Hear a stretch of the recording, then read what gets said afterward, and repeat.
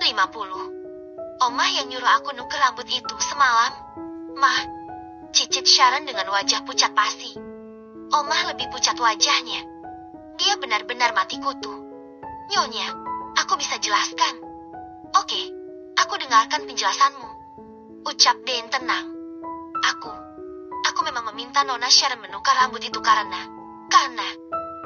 Sharon memang anak kandungmu. Setelah Dane santai. Omah gemetar. Dia berkeringat. Seketika dia bersujud di kaki Dane dan memohon ampun. Dane diam saja, membiarkan Omah bersujud dan bercucuran air mata. Nyonya, aku mohon ampun. Aku terpaksa melakukannya karena anakku kasihan saat itu. Hidup Sharon tergantung pada operasi jantungnya. Nyonya, lalu kamu tidak kasihan pada anakku yang selama bertahun-tahun hidup menderita. Dia yang seharusnya hidup bergelimang materi dan kasih sayangku tapi kamu telantarkan. Oke, aku tak masalah karena aku sudah mengeluarkan biaya operasi jantung anakmu. Kenapa setelah anakmu sehat kamu tidak mengaku? Andai kamu mengaku, anakku tetap berada di tempatnya, di istana ini. Omah meraung menyesali semuanya. Oh, tidak. Andai saja kamu memohon meminta bantuanku saat itu. Meski kita tidak mengenal, aku pasti akan membantumu. Ucap Dane membiarkan air mata Omah membasahi kedua kakinya. Sementara itu, tubuh Sharon terguncang karena dia tidak bisa menerima kenyataan yang sesungguhnya. Dia tidak rela bertukar tempat dengan Lanita, dan Lanita hanya menatap bingung. Apakah dia harus merasa senang, sedih, atau bagaimana? Perasaannya sulit diterjemahkan. Dirinya anak pengusaha kaya raya pemilik Pro Corporation.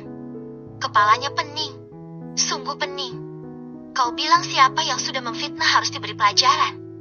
Bagaimana denganmu yang sudah melakukan kejahatan menukar bayiku dengan bayimu? Apa yang harus kulakukan? Katakan. Dane tetap berkata dengan intonasi pelan. Dia mencoba menahan kemarahan, kebencian sekaligus gelepar nyeri dalam dada. Kepalanya dijejali berbagai kecamuk rasa. Dia harus tetap menjaga kewarasannya. Dane terbiasa menyelesaikan sesuatu dengan kepala dingin, tenang dan elegan. Ingin sekali marah dan memukuli Omah tanpa ampun. Tapi dia tak ingin energi positifnya hancur. Masih banyak cara lain untuk menghukum Omah dan Parmiah mungkin. Dane memejam, menahan deburan rasa yang ingin sekali dia luapkan. Tinggalkan rumahku sekarang juga. Omah, aku tak akan memberimu apa-apa. Untukmu, Sharon, aku sudah tak bisa lagi memandangmu seperti sebelumnya. Jelas kau bukan darah dagingku. Kau anak kandung wanita jahat ini. Pergilah dengan ibumu.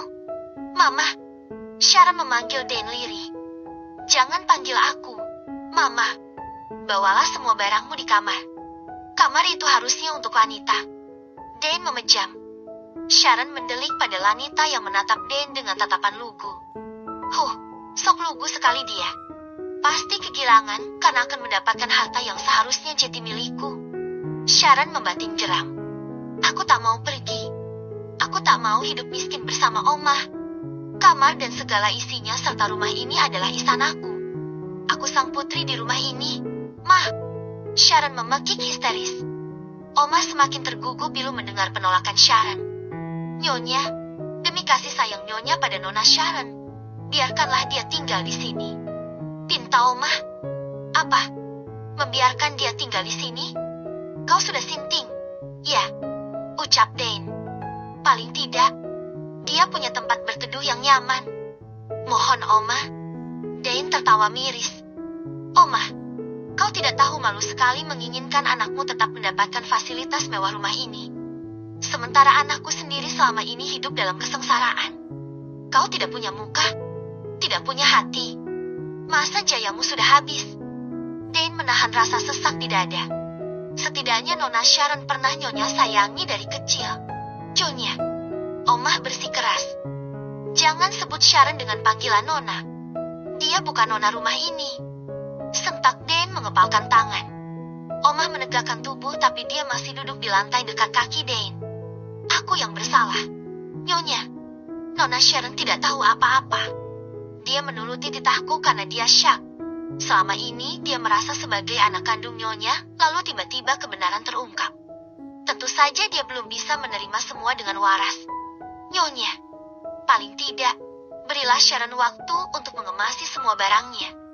Aku akan pergi malam ini, tapi tolong beri Sharon waktu untuk bisa menerima jika dia memang bukan anak kandung Nyonya. Mohon Oma. Dane memejam sekali lagi. Betapa dia sangat menyayangi Sharon, mesti Sharon sangat manja dan susah diatur. Dia mengasihi Sharon tanpa batas dan selalu mengupayakan yang terbaik untuk hidup Sharon. Baiklah, aku kasih waktu 3 hari untukmu mengemasi barang-barangmu, Sharon. Dane melunak demi kasih sayangnya selama ini untuk Sharon. Bagaimanapun Sharon hanyalah korban keserakahan Oma. Tapi ingat, sudah tidak ada lagi tempat di hatiku dan di rumah ini untukmu. Bergetar bibir Dane mengatakan hal itu. Ma, kenapa hanya 3 hari? Barangku di kamar banyak sekali. Sharon mengibah. Bawalah semuanya. Tetap kosongkan kamarmu dalam 3 hari. Aku bisa membelikan barang-barang baru untuk wanita. Sahut Dane. Sharon menangis tergugu. Dia benar-benar tidak terima. Sungguh-sungguh tidak terima. Kamu, Lanita, kemarilah. Nak, aku ingin sekali memelukmu. Dane merentangkan tangan pada Lanita. Lanita ragu. Dia menoleh pada Parmiah. Parmiah mengangguk. Lanita bangkit dari kursi dengan ragu. Dane berdiri dan memeluk Lanitanya yang manis dan cantik. Barulah air mata menetes di wajah Dane. Tangisnya tumpah ruah dan memeluk Lanita dengan erat. Sharon yang melihat itu menjadi panas hatinya. Dia tidak rela melihat Dane memeluk Lanita begitu erat. Sharon seketika bangkit dan memisahkan Lanita dari Dane dengan sangat keras lalu mendorong Lani hingga terjengkang. Lani yang terkejut hilang keseimbangan. Dia terjatuh dan pelipisnya membentur meja kaca. Pelipis Lani berdarah. Dia meringis.